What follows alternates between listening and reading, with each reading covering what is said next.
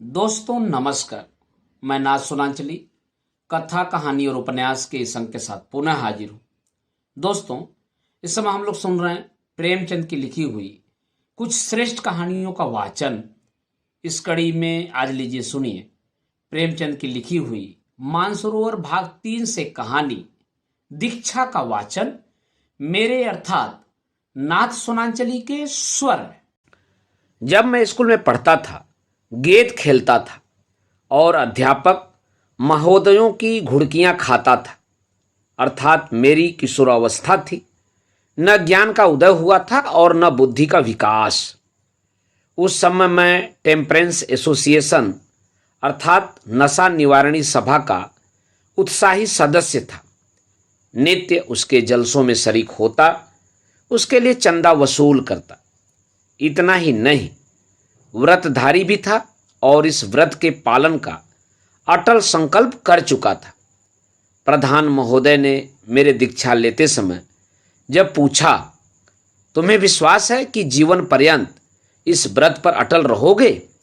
तो मैंने निशंक भाव से उत्तर दिया, हाँ, मुझे पूर्ण विश्वास है। प्रधान ने मुस्कुराकर प्रतिज्ञा पत्र मेरे सामने रख दिया। उस दिन मुझे कितना आनंद हुआ था। गौरव से सिर उठाए घूमता फिरता था। कई बार पिताजी से भी बेअदबी कर बैठा, क्योंकि वह संध्या समय थकान मिटाने के लिए एक गिलास पी लिया करते थे। मुझे यह असह्य था, कहूँगा ईमान की। पिताजी ऐब करते थे, पर हुनर के साथ। ज्यों ही जरा सा सरूर आ जाता, आंखों में सुर्खी की आभा झलकने लगती कि ब्यालू करने बैठ जाते। बहुत ही सूक्ष्माहारी थे और फिर रात भर के लिए माया मोह के बंधनों से मुक्त हो जाते। मैं उन्हें उपदेश देता था, उनसे वाद विवाद करने पर उतारू हो जाता था। एक बार तो मैंने गजब कर डाला था। उनकी बोतल और गिलास को पत्थर पर इतनी जोर से पटका कि भगवान कृष्ण ने कंस को भी इतनी जोर से न पटका होगा। घर में कांच के टुकड़े फैल गए और कई दिनों तक नग्न चरणों से फिरने वाली स्त्रियों के पैरों से खून बहा। पर मेरा उत्साह तो देखिए। पिता की तीव्र दृष्टि की परवाह न की। पिताजी ने आकर अपनी संजीवनी प्रदायनी बोतल का यह शोक समाचार सुना तो सीधे बाजार गए और एक क्षण में ताक के शून्य स्थान की फिर पूर्ति हो गई। मैं देवासुर संग्राम के लिए कमर कसे बैठा था, मगर पिताजी के मुख पर लेशमात्र भी मैल न आया। उन्होंने मेरी ओर उत्साहपूर्ण दृष्टि से देखा। अब मुझे मालूम होता है कि वह आत्मोल्लास, विशुद्ध सत्कामना और अलौकिक स्नेह से परिपूर्ण थी, और मुस्कुरा दिए। उसी तरह मुस्कुराए जैसे कई मास पहले प्रधान महोदय मुस्कुराए थे। अब उनके मुस्कुराने का आशय समझ रहा हूं। उस समय समझ न सका, बस इतनी ही ज्ञान की वृद्धि हुई है। उस मुस्कान में कितना व्यंग था, मेरे बाल व्रत का कितना उपहास और मेरी सरलता पर कितनी दया थी, अब उसका मर्म समझा हूं। मैं अपने कॉलेज में अपने व्रत पर दृढ़ रहा। मेरे कितने ही मित्र संयमशील न थे। मैं आदर्श चरित्र समझा जाता था। कॉलेज में उस संकीर्णता का निर्वाह कहाँ। बुद्धू बना दिया जाता, कोई मुल्ला की पदवी देता, कोई नासे कहकर मजाक उड़ाता। मित्रगण व्यंग भाव में कहते, हाय अफसोस, तूने पी ही नहीं।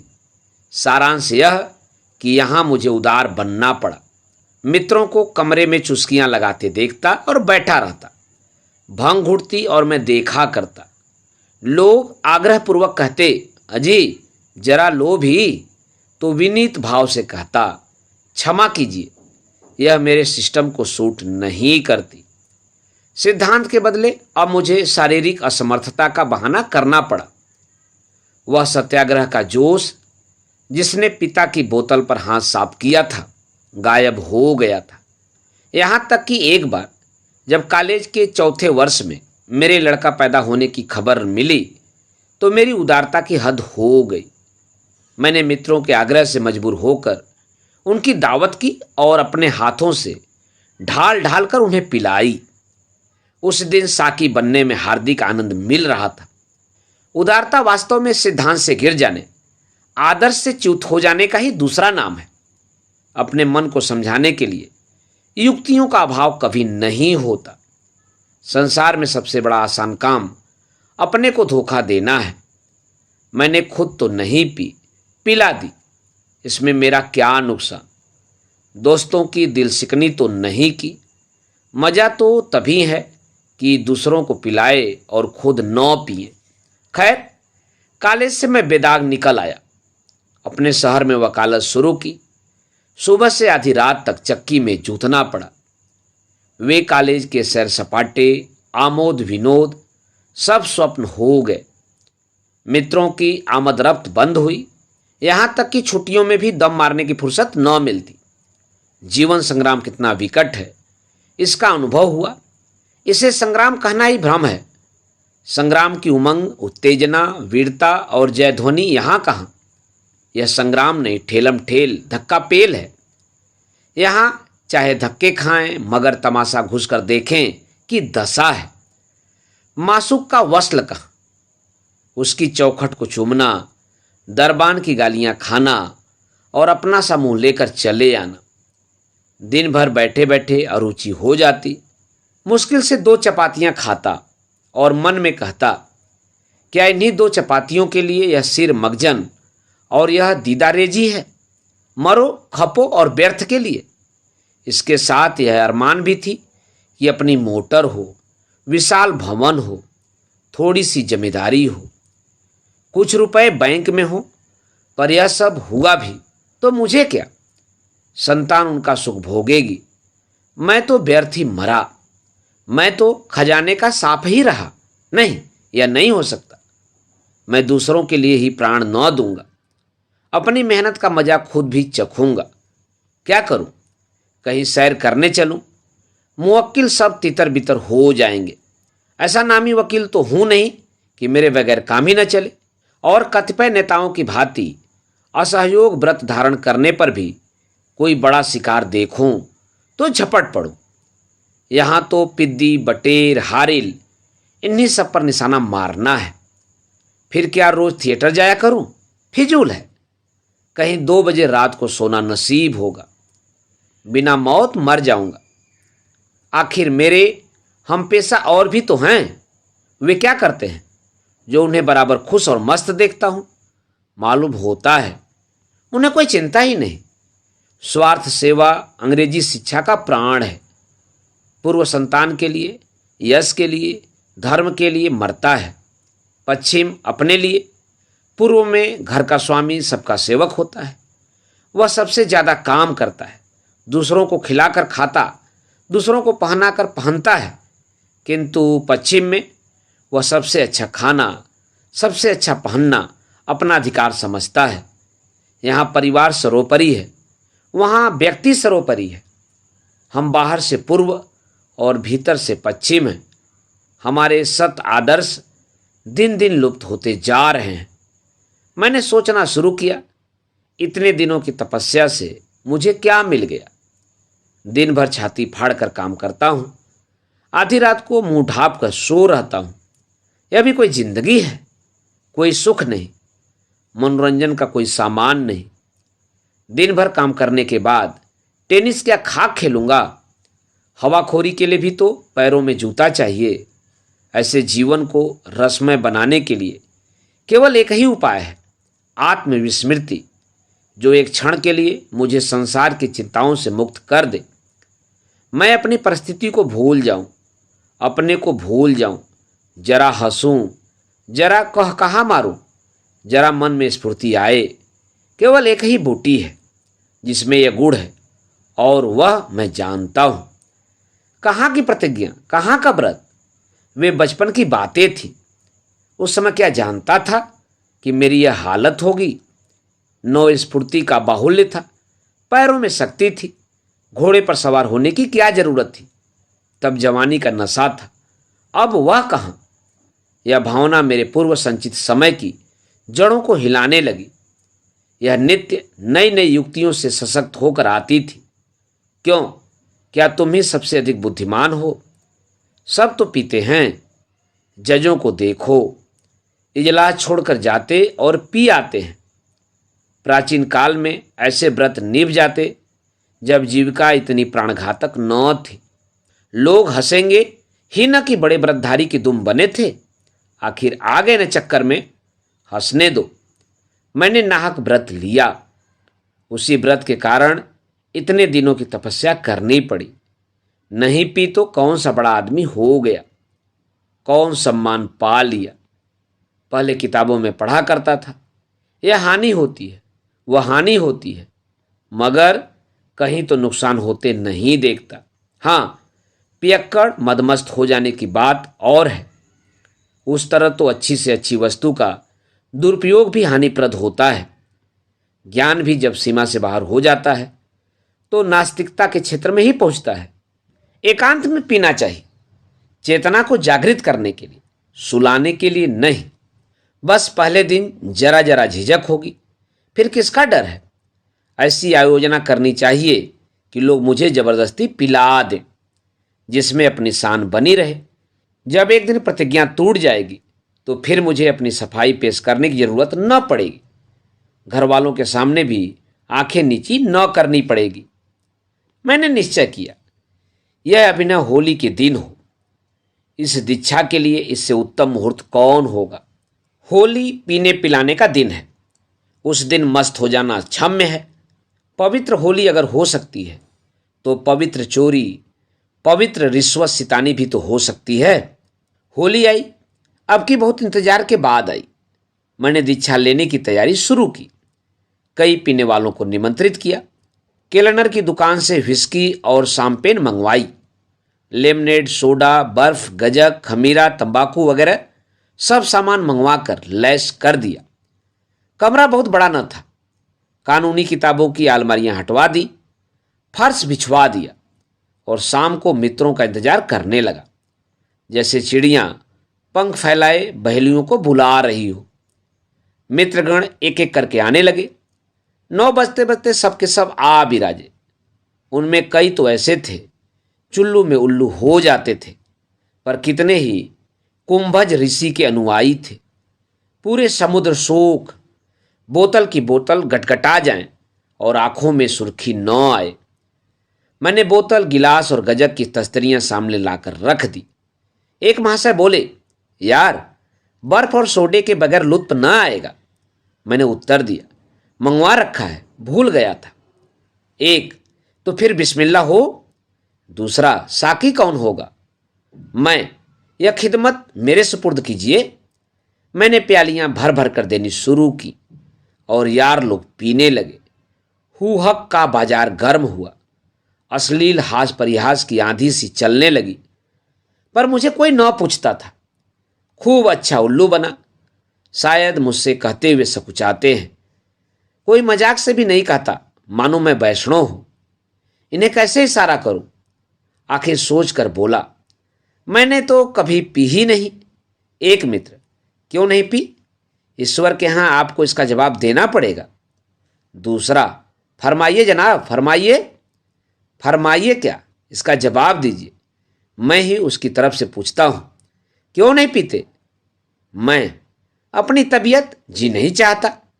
दूसरा, यह तो कोई जवाब नहीं, कोदो देकर वकालत पास की है क्या? तीसरा, जवाब दीजिए, जवाब दीजिए, दीजिए।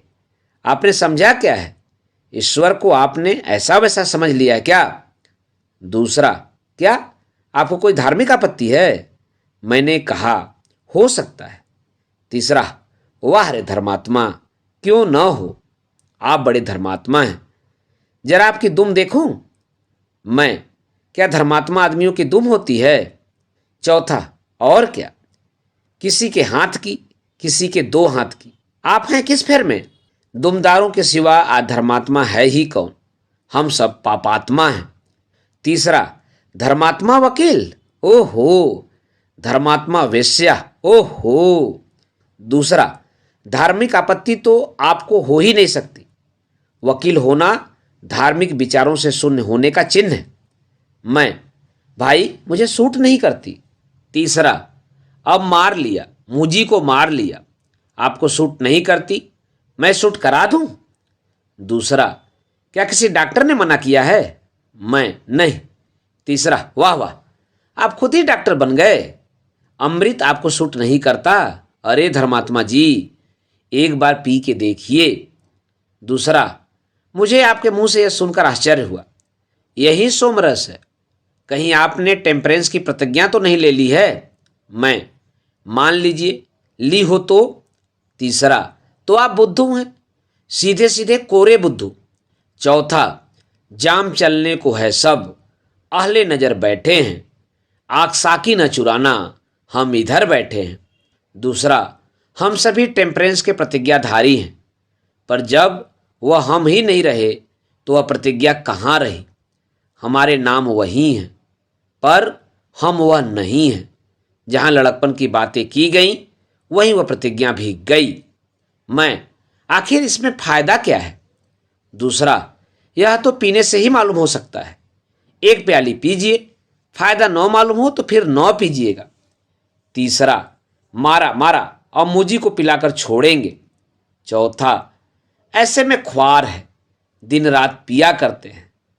हम तो सोते में तेरा नाम लिया करते हैं। पहला, तुम लोगों से न बनेगा, मैं पिलाना जानता हूं। यह महाशय मोटे ताजे आदमी थे। मेरा टेटुआ दबाया और प्याली मुंह से लगा दी। मेरी प्रतिज्ञा टूट गई, दीक्षा मिल गई, मुराद पूरी हुई। किंतु बनावटी क्रोध से बोला, आप लोग अपने साथ मुझे भी ले डूबे। दूसरा, मुबारक हो मुबारक। तीसरा, मुबारक मुबारक, 100 बार मुबारक। नवदीक्षित मनुष्य बड़ा धर्मपरायण होता है। मैं संध्या समय दिन भर की वांगी तंडा से छुटकारा पाकर जब एकांत में अथवा 2-4 मित्रों के साथ बैठकर प्याले पर प्याले चढ़ाता तो चित्त उल्लासित हो उठता था। रात को निद्रा खूब आती थी, पर प्रातःकाल अंग अंग में पीड़ा होती, अंगड़ाइयां आती, मस्तिष्क शिथिल हो जाता। यही जी में चाहता कि आराम से पलंग पर लेटा रहूं। मित्रों ने सलाह दी कि खुमारी उतारने के लिए सवेरे भी एक पेग पी लिया जाए तो अति उत्तम है। मेरे मन में भी बात बैठ गई। मुंह हाथ धोकर पहले संध्या किया करता था, अब मुंह हाथ धोकर चट अपने कमरे के एकांत में बोतल लेकर बैठ जाता। मैं इतना जानता था कि नशीली चीजों का चस्का बुरा होता है। आदमी धीरे धीरे उनका दास हो जाता है, यहां तक कि वह उनके बगैर कुछ काम ही नहीं कर सकता। परंतु ये बातें जानते हुए भी मैं उनके वशीभूत होता जाता था। यहां तक नौबत पहुंची कि नशे के बगैर कुछ काम ही नहीं कर सकता। जिसे आमोद के लिए मुंह लगाया था वह साल ही भर में मेरे लिए जल और वायु की भांति अत्यंत आवश्यक हो गई। अगर कभी किसी मुकदमे में बहस करते करते देर हो जाती तो ऐसी थकावट चढ़ती थी मानो मंजिलों चला हूं। उस दशा में घर आता तो अनायास सी बात बात पर झुंझलाता, कहीं नौकर को डांटता, कहीं बच्चों को पीटता, कहीं स्त्री पर गरम होता।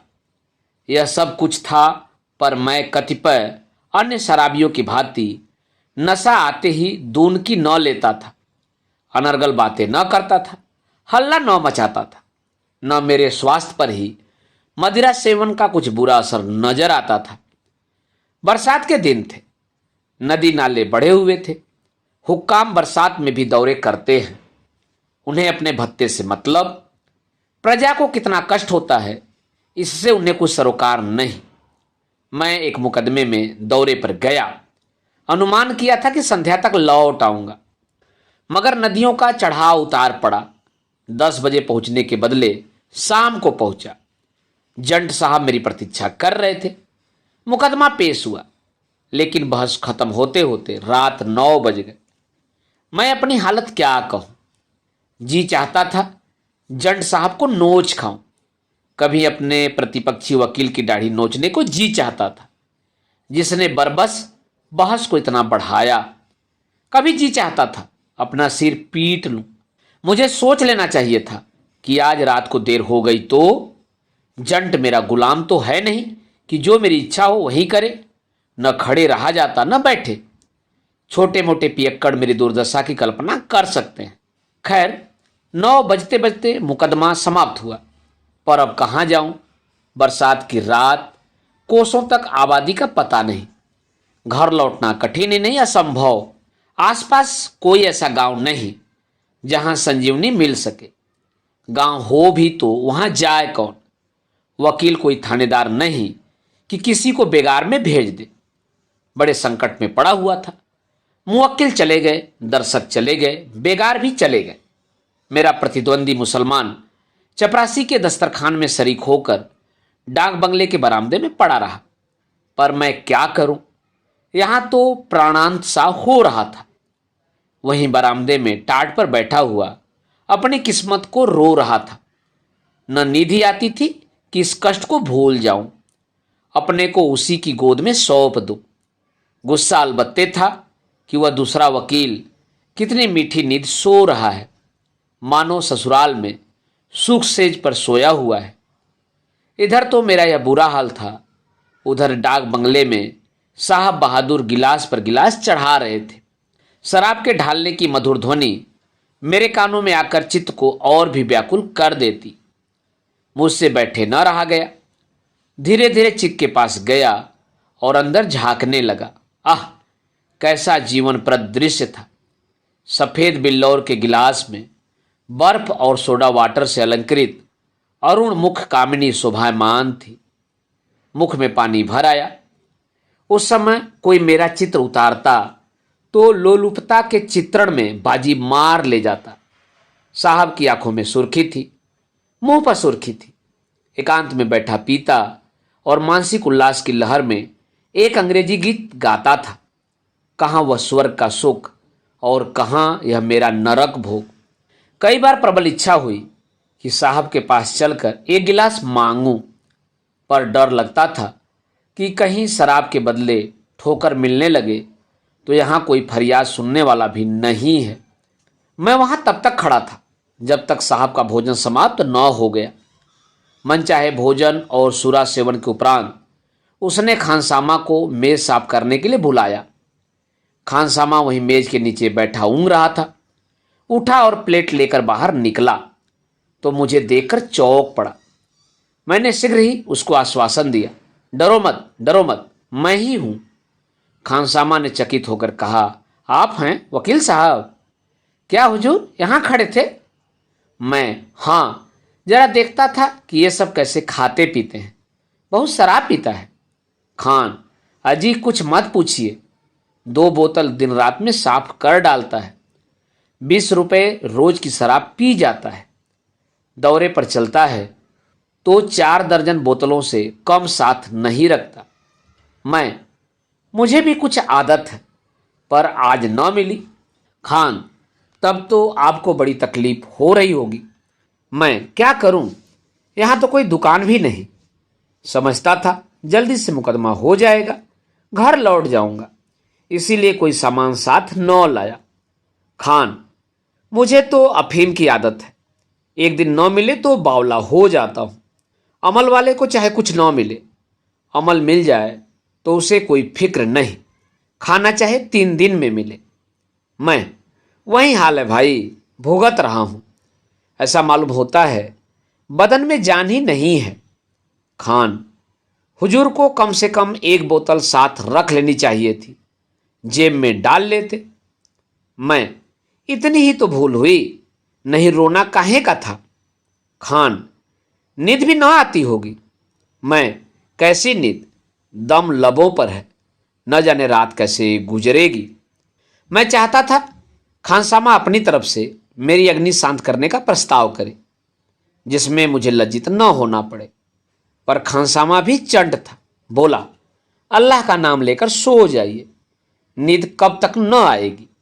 मैं, नींद तो न आएगी, हाँ, मर भले ही जाऊंगा। क्या साहब बोतलें गिन कर रखते हैं? गिनते तो क्या होंगे। खान, अरे हुजूर, एक ही मुजी है, बोतल पूरी नहीं होती तो उस पर निशान बना देता है। मजाल है कि 1 बूंद भी कम हो जाए। मैं, बड़ी मुसीबत है, मुझे तो 1 गिलास चाहिए, बस इतना ही चाहता हूं कि नींद आ जाए। जो इनाम कहो वह दूं। खान, इनाम तो हुजूर देंगे ही, लेकिन खौफ यही है कि कहीं भाप गया तो फिर मुझे जिंदा न छोड़ेगा। मैं, यार लाओ, अब ज़्यादा सब्र की ताब नहीं है। खान, आपके लिए जान हाजिर है, पर एक बोतल 10 रुपए में आती है। मैं कल किसी बेगार से मंगाकर तादाद पूरी कर दूंगा। मैं, एक बोतल थोड़े ही पी जाऊंगा। खान, साथ लेते जाइएगा हुजूर। आधी बोतल खाली मेरे पास रहेगी तो उसे फौरन सुबह हो जाएगा। बड़ा शक्की है, मेरा मुंह सूंघा करता है कि इसने पी न ली हो। मुझे 20 रुपए मेहनताने के मिले थे। दिन भर की कमाई का आधा देते हुए कलक तो हुआ, पर दूसरा उपाय ही क्या था। चुपके से 10 रुपया निकालकर खानसामा के हवाले किए। उसने एक बोतल अंग्रेजी शराब मुझे ला दी। बर्फ और सोडा भी लेता आया। मैं वहीं अंधेरे में बोतल खोलकर अपनी परितप्त आत्मा को सुधा जल से सिंचित करने लगा। क्या जानता था कि विधना मेरे लिए कोई दूसरा ही षड्यंत्र रच रहा है, विष पिलाने की तैयारियां कर रहा है। नशे की नींद का पूछना ही क्या, उस पर विस्की की आधी बोतल चढ़ा गया था। दिन चढ़े तक सोता रहा। कोई 8 बजे झाड़ू लगाने वाले मेहतर ने जगाया तो नींद खुली। शराब की बोतल और गिलास सिरहाने रखकर छतरी से छिपा दिया था। ऊपर से अपना गाउन डाल दिया था। उठते ही उठते सिरहाने निगाह गई। बोतल और गिलास का पता न था। कलेजा धक से हो गया। खानसामा को खोजने लगा कि पूछो, उसने तो नहीं उठाकर रख दिया। इस विचार से उठा और टहलता हुआ डांग बंगले के पिछवाड़े गया, जहां नौकरों के लिए अलग कमरे बने हुए थे। पर वहां का भयंकर दृश्य देखकर आगे कदम बढ़ाने का साहस न हुआ। साहब खानसामा का कान पकड़े हुए थे। शराब की बोतलें अलग अलग रखी हुई थी। साहब 1, 2, 3 करके गिनते थे और खानसामा से पूछते थे, एक बोतल और कहाँ गया? खानसामा कहता था, हुजूर, खुदा मेरा मुंह काला करे जो मैंने कुछ भी दगल फसल की हो। साहब, हम क्या झूठ बोलता है? 29 बोतल नहीं थी? खान, हुजूर, खुदा की कसम मुझे नहीं मालूम कितनी बोतलें थीं। इस पर साहब ने खानसामा को कई तमाचे लगाए। फिर कहा, तुम गिने, तुम न बताएगा तो हम तुमको जान से मार डालेगा। हमारा कुछ नहीं हो सकता। हम हाकिम हैं और हाकिम लोग हमारा दोस्त है। हम तुमको अभी अभी मार डालेगा, नहीं तो बतला दे। एक बोतल कहाँ गया? मेरे प्राण सूख गए। बहुत दिनों के बाद ईश्वर की याद आई। मन ही मन गोवर्धनधारी का स्मरण करने लगा। अब लाज तुम्हारे हाथ है भगवान। तुम ही बचाओ तो नैया बच सकती है, नहीं तो मझधार में डूबी जाती है। अंग्रेज है, न जाने क्या मुसीबत ढा दे। भगवान, खानसामा का मुंह बंद कर दो, उसकी वाड़ी हर लो। तुमने बड़े बड़े द्रोहियों और दुष्टों की रक्षा की है। अजामिल को तुम्ही ने तारा था। मैं भी द्रोही हूं, द्रोहियों का द्रोही हूं। मेरा संकट हरो। अब की जान बची तो शराब की ओर आंख न उठाऊंगा। मार के आगे भूत भागता है। मुझे प्रतिक्षण यह शंका होती थी कि कहीं यह लोकोक्ति चरितार्थ न हो जाए, कहीं खानसामा खुल न पड़े, नहीं तो फिर मेरी खैर नहीं। सनद छिनने जाने का, चोरी का मुकदमा चल जाने का अथवा जज साहब से तिरस्कृत किए जाने का इतना भय न था जितना साहब के पदाघात का लक्ष्य बनने का। जालिम हंटर लेकर दौड़ न पड़े। यूं मैं इतना दुर्बल नहीं हूं, हृष्टपुष्ट और साहसी मनुष्य हूं। कॉलेज में खेलकूद के लिए पारितोषिक पा चुका हूं। अब भी बरसात में 2 महीने मुकदर फेर लेता हूं। लेकिन उस समय भय के मारे मेरा बुरा हाल था। मेरे नैतिक बल का आधार पहले ही नष्ट हो चुका था। चोर में बल कहाँ? मेरा मान, मेरा भविष्य, मेरा जीवन खानसामा के केवल एक शब्द पर निर्भर था, केवल एक शब्द पर। किसका जीवन सूत्र इतना क्षीण, इतना जीर्ण, इतना जर्जर होगा? मैं मन ही मन प्रतिज्ञा कर रहा था, शराबियों की तौबा नहीं, सच्ची दृढ़ प्रतिज्ञा कि इस संकट से बचा तो फिर शराब न पीऊंगा। मैंने अपने मन को चारों ओर से बांध रखने के लिए, उसके कुतर्कों का द्वार बंद करने के लिए एक भीषण शपथ खाई। मगर हाय रे दुर्देव, कोई सहायक न हुआ। न गोवर्धनधारी ने सूध ली, न नृसिंह भगवान ने। वे सब सतयुग में आया करते थे। न प्रतिज्ञा कुछ काम आई, न शपथ का कुछ असर हुआ। मेरे भाग्य या दुर्भाग्य में जो कुछ बदा था वह हो कर रहा। विधना ने मेरी प्रतिज्ञा सुदृढ़ रखने के लिए शपथ को यथेष्ट न समझा। खानसामा बेचारा अपनी बात का धनी था। थप्पड़ खाए, ठोकर खाई, दाढ़ी नुचवाई, पर न खुला। बड़ा सत्यवादी वीर पुरुष था। मैं शायद ऐसी दशा में इतना अटल न रह सकता था। शायद पहले ही थप्पड़ में उगल देता। उसकी ओर से मुझे जो घोर शंका हो रही थी वह निर्मूल सिद्ध हुई।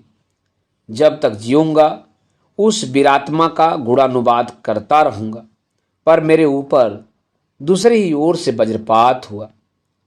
खानसामा पर जब मारधाड़ का कुछ असर न हुआ तो साहब उसके कान पकड़े हुए डाक बंगले की ओर चले। मैंने उन्हें आते देखा। चटपट सामने बरामदे में जा बैठा और ऐसा मुंह बना लिया मानो कुछ जानता ही नहीं।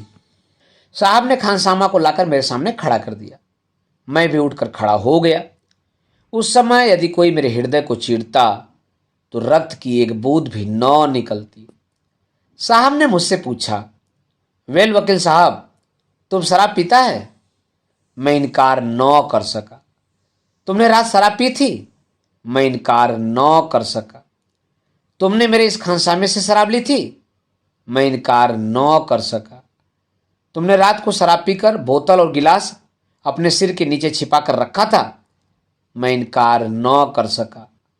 मुझे भय था कि खानसामा कहीं खुल न पड़े, पर उल्टे मैं ही खुल पड़ा। तुम जानता है यह चोरी है? मैं इनकार न कर सका। हम तुमको मुअत्तल कर सकता है, तुम्हारा सनद छीन सकता है, तुमको जेल भेज सकता है। यथार्थ ही था। हम तुमको ठोकरों से मारकर गिरा सकता है, हमारा कुछ नहीं हो सकता। यह भी यथार्थ ही था। तुम काला आदमी वकील बनता है, हमारे खानसामा से चोरी का शराब लेता है। तुम सुअर, लेकिन हम तुमको वही सजा देगा जो तुम पसंद करे। तुम क्या चाहता है? मैंने कांपते हुए कहा, हुजूर, मुआफी चाहता हूं। नहीं, हम सजा पूछता है, जो हुजूर मुनासिब समझे। अच्छा यही होगा। यह कहकर उस निर्दयी नर पिशाच ने 2 सिपाहियों को बुलाया और उनसे मेरे दोनों हाथ पकड़वा दिए। मैं मौन धारण किए इस तरह सिर झुकाए खड़ा रहा जैसे कोई लड़का अध्यापक के सामने बेत खाने को खड़ा होता है। इसने मुझे क्या दंड देने का विचारा है? कहीं मेरी मुश्कें तो न कसवाएगा या कान पकड़कर उठा बैठकी तो न करवाएगा? देवताओं से सहायता मिलने की कोई आशा तो न थी, पर अदृश्य का आह्वान करने के अतिरिक्त और उपाय ही क्या था? मुझे सिपाहियों के हाथ छोड़कर साहब दफ्तर में गए और वहां से मुहर छापने की स्याही और ब्रश लिए हुए निकले। अब मेरी आंखों से अश्रुपात होने लगा।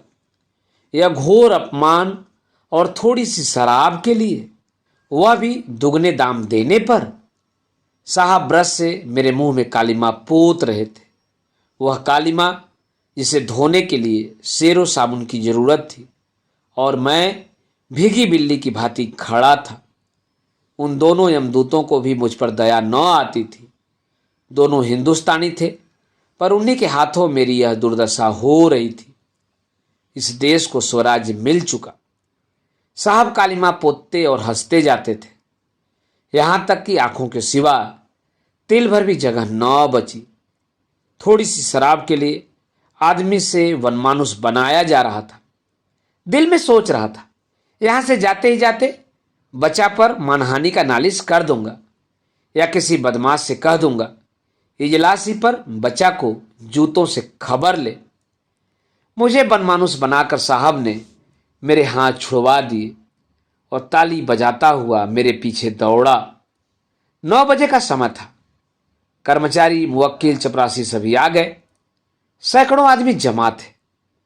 मुझे न जाने क्या सामत सूझी कि वहां से भागा। यह उस प्रसंग का सबसे करुणाजनक दृश्य था। आगे आगे मैं दौड़ता जाता था। पीछे पीछे साहब और अन्य सैकड़ों आदमी तालियां बजाते, लेना लेना जाने न पावे का गुल मचाते दौड़े जाते थे, मानो किसी बंदर को भगा रहे हों। लगभग 1 मील तक यह दौड़ रही। वह तो कहो मैं कसरती आदमी हूं, बचकर निकल आया। नहीं मेरी न जाने और क्या दुर्दशा होती।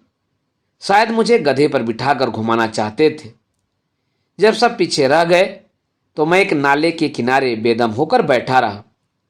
अब मुझे सूझी कि यहां कोई आया तो पत्थरों से मारे बिना न छोड़ूंगा, चाहे उल्टी पड़े या सीधी।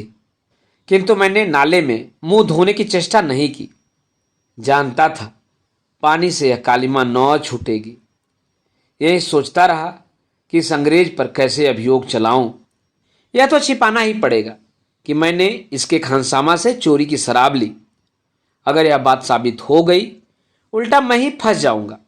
क्या हरज है, इतना छिपा दूंगा। शत्रुता का कारण कुछ और ही दिखा दूंगा, पर मुकदमा जरूर चलाना चाहिए। जाऊं कहां, यह कालिमा मंडित मुंह किसे दिखाऊं। हाय, बदमाश को कालिख ही लगानी थी तो क्या तवे में कालिख न थी, लैंप में कालिख न थी। कम से कम छूट तो जाती। जितना अपमान हुआ है वहीं तक रहता। अब तो मैं मानो अपने कुकृत्य का स्वयं ढिढोरा पीट रहा हूं।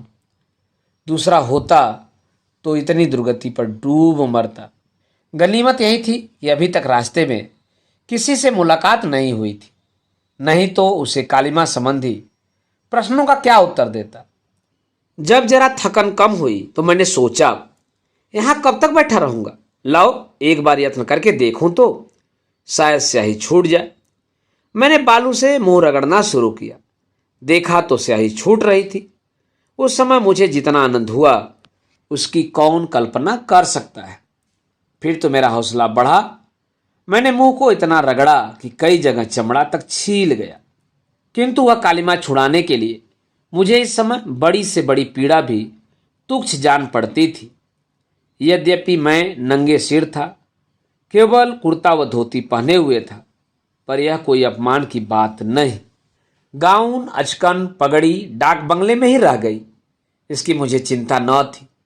कालिख तो छूट गई, लेकिन कालिमा छूट जाती है पर उसका दाग दिल से कभी नहीं मिटता। इस घटना को आज बहुत दिन हो गए। पूरे 5 साल हुए मैंने शराब का नाम नहीं लिया। पीने की कौन कहे। कदाचित मुझे सन्मार्ग पर लाने के लिए यह ईश्वरी विधान था। कोई युक्ति, कोई तर्क, कोई चुटकी मुझ पर इतना अस्थायी प्रभाव नहीं डाल सकती थी। सुफल को देखते हुए तो मैं यही कहूंगा कि जो कुछ हुआ बहुत अच्छा हुआ। वही होना चाहिए था, पर उस समय दिल पर जो गुजरी थी उसे याद करके आज भी नींद उचट जाती है।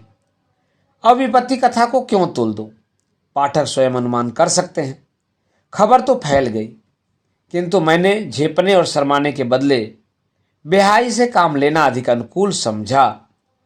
अपनी बेवकूफ़ी पर हंसता था और बेधड़क अपनी दुर्दशा की कथा कहता था। हाँ, चालाकी यह थी कि उसमें कुछ थोड़ा सा अपनी तरफ से बढ़ा दिया। अर्थात रात को जब मुझे नशा चढ़ा तो मैं बोतल और गिलास लिए साहब के कमरे में घुस गया और उसे कुर्सी से पटक कर खूब मारा। इस छेपक से मेरी दलित, अपमानित, मर्दित आत्मा को थोड़ी सी तस्कीन होती थी। दिल पर तो जो कुछ गुजरी वह दिल ही जानता है। सबसे बड़ा भय मुझे यह था कि कहीं यह बात मेरी पत्नी के कानों तक न पहुंचे, नहीं तो उन्हें बड़ा दुख होगा। मालूम नहीं उन्होंने सुना या नहीं, पर मुझसे इसकी चर्चा नहीं की। दोस्तों, अभी आप सुन रहे थे प्रेमचंद की लिखी हुई मानसरोवर भाग 3 से कहानी दीक्षा का वाचन मेरे अर्थात नाथ सोनांचली के स्वर में। दोस्तों, यह कहानी आपको कैसी लगी अपनी प्रतिक्रिया कमेंट बॉक्स में अवश्य दीजिएगा। दोस्तों, यदि आपको इस चैनल पर सुनाई गई कहानी अच्छी लग रही हैं तो आप अपने दोस्तों में भी इस चैनल को शेयर कीजिए। दोस्तों, कुछ और किस्सा कहानी और उपन्यास के साथ मिलते हैं। धन्यवाद। नमस्कार।